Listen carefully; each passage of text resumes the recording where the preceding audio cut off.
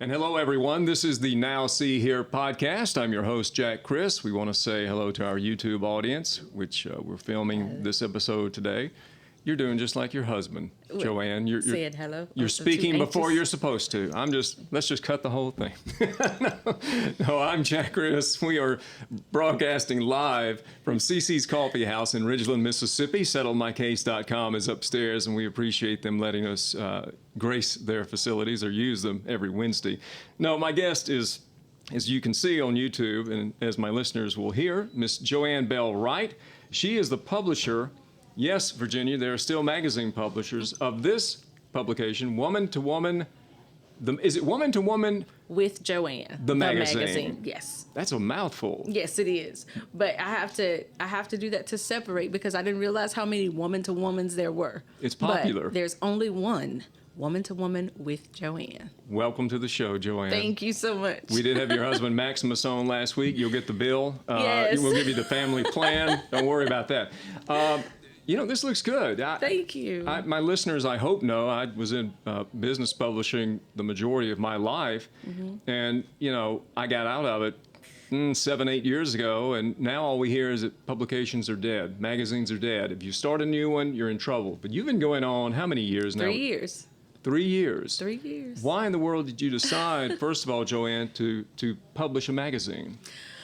I started Woman to Woman with Joanne the magazine because I would always find myself picking up magazines around Jackson and wherever I would get a magazine and I'm looking at it. So I got all these magazines at home and I'm like, Lord, what do I do? But I would see some of the same faces, some of the same people in all the magazines. And I'm like, yes. I know that there are more people in Mississippi than these few people that I keep seeing. And then my motto with Woman to Woman with Joanne the organization is empowering women beyond their circumstances. And so this magazine was created to provide a platform for women in Mississippi to share their stories and to tell them the way they want them to be told. When you say share, then, do you mainly have people approach you editorially, or do you sit down every month, as I used to do, and make out this is what I want to have in this issue, and then go out and find your content, or how do you do it? It kind of works both ways. Sometimes people suggest people to me. Sometimes I'm referred, you need to hear her story, or you need to hear this person's story. Or sometimes I'm at a meeting somewhere and I'll hear somebody tell their story and I'm like, oh my goodness, I need to share this. Or somebody else needs to hear this in order to encourage somebody else. And so the goal is just to share your stories to inspire and encourage women all over the world, because digitally we are international. We publish on issuu.com. That's ISSUU.com. And if you search Woman to Woman with Joanne, you'll see our publications out there. And we have readers in Canada, in Spain, in Bangladesh, really? in Ghana, and everywhere. And I was shocked when I first looked at the statistics and I was like, wow. And then on Facebook, it shows you that we have 17 to 20% of my readers are men. Well, was going to be one of my questions. A man can certainly read this Definitely. And be inspired by women. But look, now you use the terms inspire and empower, and let's face it, we hear that a lot. It's almost become like a platitude. Exactly. And I've kind of become almost sensitive to the word. So what do you mean by that? What would a woman or man receive from reading just one of your average or normal copies of your magazine? You will get real stories. You won't get, a lot of times when you're reading magazines or when you're hearing somebody tell their story, they're telling you, I started here and this is where I am now, but you don't get that middle. You don't get the full story of, I was way, way down, and this is what it took. It took me years to get to where I am now, or it took me going through this, or it took me hitting rock bottom to get here. In my magazine, you're going to get the full story of this is what I went through, and this is why I went through it, and God is at the full center of it all. So we are a Christian magazine, but we share life stories.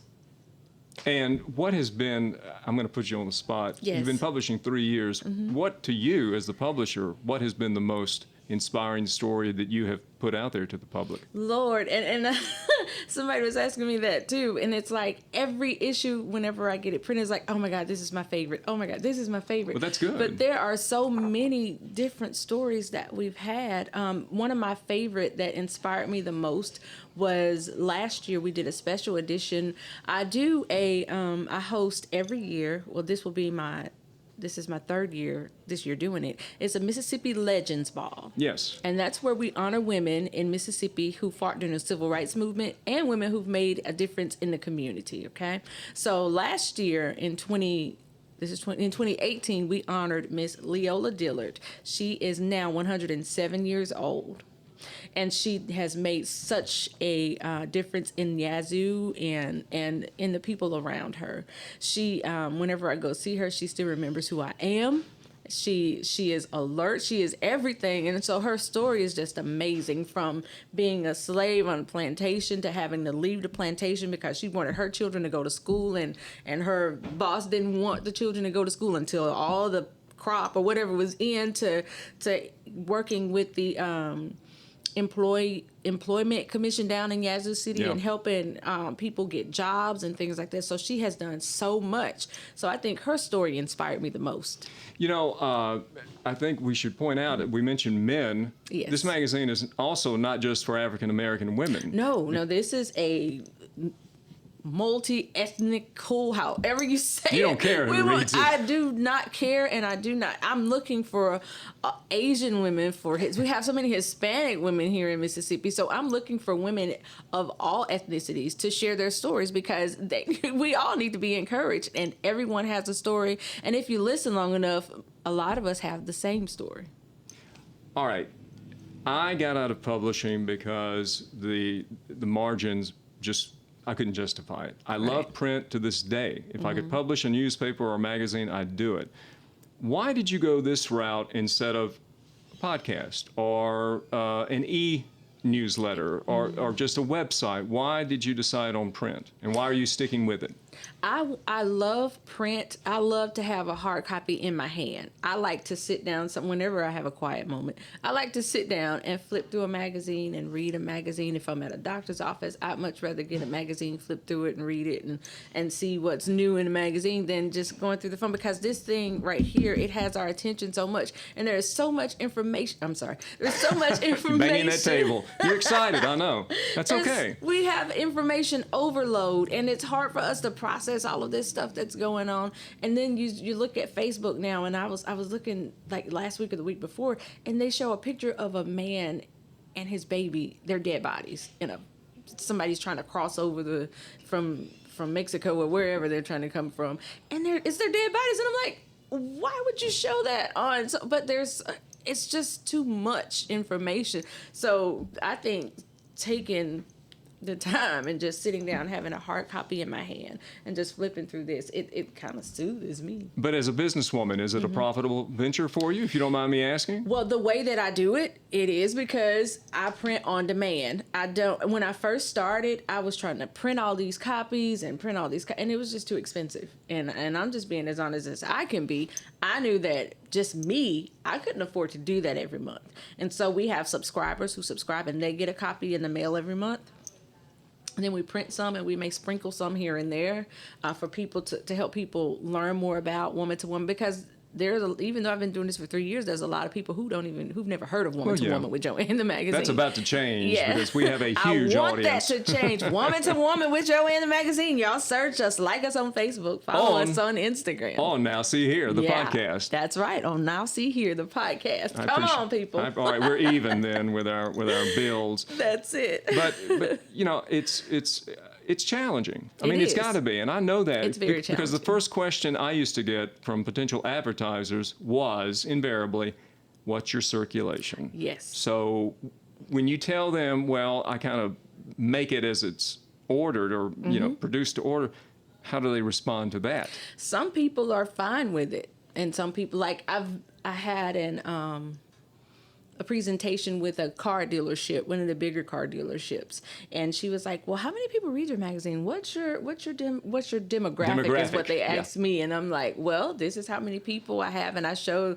I can see what Facebook shows me, and I see what issue.com shows me, and of course I know how many subscribers I have, and that's what I just tell them the honest truth and let them know that this magazine can get bigger and go further, but it takes advertising dollars to do that. You got to have it. Yeah. Yes. And now subscribers do have to pay. Yes. Okay.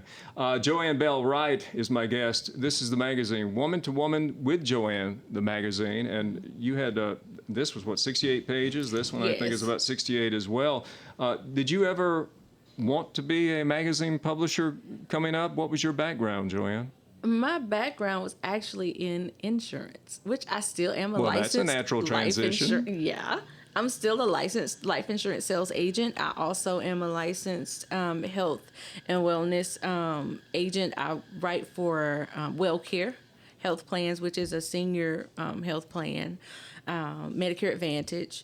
And so I started working for the state of Mississippi when I was 19, and I did that for 10 years. And then I left the state of Mississippi and I started selling life insurance with Primerica. And from there I went to Allstate, and then I went to Windsor, which is now WellCare, and I've been doing insurance since 2005. So you sold, or you just? I still sell. Right, yeah. right. Well, see, so you had that in you. Yes. And what was the biggest surprise when you started in publishing? Because I could tell you mine, but when you went out on your first sales call to sell a magazine or trying to get that first issue out, what were the challenges? Trying to get the first issue out, honestly, was a big challenge, because you have to find people that are dependable, that will, because I don't do the layout design. Right. I find all the stories, I get the articles, and I get people to write and this and that, and then I send it to the layout designer. So the hardest thing was finding somebody dependable to get it done, get the layout done in time, and especially work with me, because sometimes I'm late myself getting the stuff to them, and then I need somebody who can just do it. Just get it done. And so that, honestly, that has been one of my biggest things. That's where most of my money goes, is paying the layout designer, because print is not expensive right now. Where when I first started printing, I was sending it off somewhere and they were charging me double what I'm paying now. And so printing has gone up exponentially. Has gone down for me. Really? Well, because how much the way I you print. do it. Yeah. Well, I mean, when I've approached printing shops, in thinking about my little pipe dream about going back into printing and publishing, I was amazed at how high the printing cost had gone up and how much postage had gone up to get bulk rate permits and that kind of thing, which used to be, that was another money-making avenue for us. But tell us about the banquet too now. How often do you have the banquet, and do you have sponsors? Can general public attend? When's the next one? So the next, it's normally February or March of every year. So we just had one. We just had one this year. Oh my God, it was beautiful. It was held at the 2 Mississippi. Normally, the first 2 years we were at the Smith Robertson Museum, because I was focusing on just women who fought during the Civil Rights Movement. And the Smith Robertson Museum is the first and only, well, the only standing, I think, African American school. And so I thought it was very awesome to have it there. And then you see all the history that's in there in the Smith Robertson Museum. So I encourage everybody who hasn't gone, just go visit. Oh, it's a great place. I haven't been in a long time, but it's a great place. It's awesome. So this year we had it at the 2 Mississippi Museums, which gave us more space, more people could come, and it was absolutely amazing. The goal of any event that I, Woman to Woman with Joanne, hold is to give you an experience, not just to create an award ceremony or something like that, but I want it to be an experience. So what we do is we get actors to act out, to act as the ladies when they were growing up or when they were going through whatever they went through. Like one of the ladies, Miss Mamie Ballard, she was actually hit by a car while trying to cross J.R. Lynch Street before, going through Jackson State, all the traffic used to go through there. And so after she got hit, there were so many riots, there were so many things that went on there. So we actually honored her, and we were able to have an actor to come and portray her and all that. And it was just out there were tears, there were happy there. It was just beautiful. And so I was happy to be able to be a part of that and to be able to give them their flowers while they're still here. And all of these women, the older women, they remind me of my mom. My mom passed in 2016, so anytime I'm able to be around Mine did too, same year. Yeah. yeah. So it really just warms my heart to be able to put a smile on their face. And see, those kind of stories should inspire anybody. Yes. Not just, black people or Hispanic. Exactly. It's all of us because it's a common humanity thing. But I'll be honest with you, as a publisher, I'm looking through here and you see African American women. If you look at some other magazines that I won't name, I've made this complaint before on Facebook. It looks like they're the same 10 white people who live in Jackson. You wouldn't think there was a black person in Jackson. Yeah. No, I'm serious. And so there's definitely a market there. I know you don't have that tight of a demographic, but there is a market there. And right. I think you've hit on something here that's impressive. Where do you want it to go? I mean, you're doing it monthly, which is, that's a lot of work. I know. A lot of work. So do you want to make it bigger? Do you want to streamline it? What? I want to make it bigger. I want it to be... I want it to be where everybody is able to see this magazine. Everybody all over the world is like, what are the... My biggest thing was there are so many people who see Mississippi in a negative light. And my goal was to show that women here in Mississippi, we can get along, we can support each other, we can look out for each other, we have each other's back. And then to show that we are not these backwoods people that they think we are, that we're intelligent, that we own businesses, that we take care of our families, that we do all of this stuff that they do out there. But, I went to New Orleans, which is just across the way. Right. And my friend and we were in a cab. And the guy said, "Where are you guys from?" And we're like, "We're from Mississippi." And he said, "Really? You don't have the Mississippi accent?" And we're like, "Well, what is the Mississippi accent?" I hear the same thing. And he was like, "Ma'am, you got your grains." And I was like, "Dude, we don't talk like that." You're going to hurt that table. I'm sorry. It's okay. Hey, we'll let Joanne hit the table because she's going to do it anyway. Just don't beat up the microphone. Yes. But So, I was like, we don't talk like that. So you're changing you guys have that. Inside bathroom? Yes, we have inside plumbing. What's wrong with you guys? But the only thing that they know about Mississippi is what they see on TV. Yeah, but look, outside media is so guilty of this. The other day during coverage of Hurricane Barry or tropical whatever it was, Barry, the Weather Channel had a clip from Vicksburg, Louisiana. All right? They didn't even know it was in Mississippi. See? And whenever, I swear, I don't know why, during any kind of national tragedy, when there's a tornado, they find the person who has no teeth, who slaughters the king's English. They never talk to anyone articulate. And they pass all of them up because I wonder if it's by design. I hate to say that, but it is by design. I know it is by design because for every person that you see without teeth, there are 10 others who have teeth that you can find. I mean, you know what I'm saying. And that's part of this podcast too. We state that we originate from Mississippi, but we're not a Mississippi podcast, and we appeal to people as you do all over the world. All over the world. How are we doing on time, Roddy? 5 minutes left. What's to come in Woman to Woman with Joanne, the magazine, that maybe you haven't done before? Are you looking at some new editorial features that our listeners and viewers might be interested in? With Woman to Woman, and I think as God leads me to continue to do this, because with this issue, we the women, it features women in Mississippi who are running for Mississippi politics. That's why it's so many pages, because there were so many women who reached out. I think there are like 32 stories in here of women who are running for Mississippi politics. And they're not all from Jackson, Mississippi, which I was so excited that women from all over Mississippi reached out and shared part of their story with us. So as the stories come to me, as the ideas come to me, I just put them in place and keep moving. So what's to come? Whatever strikes you that month, and right? I'm excited. This in August, we are hosting our 5th annual empowerment conference, and like I said, everything that we do, if I could show this, this is our flyer for our 5th annual empowerment conference, and it's for all women of all ages. My daughter's 16; she'll be speaking to the younger generation, but she'll be speaking to the older generation as well. The title is "Secure in Him."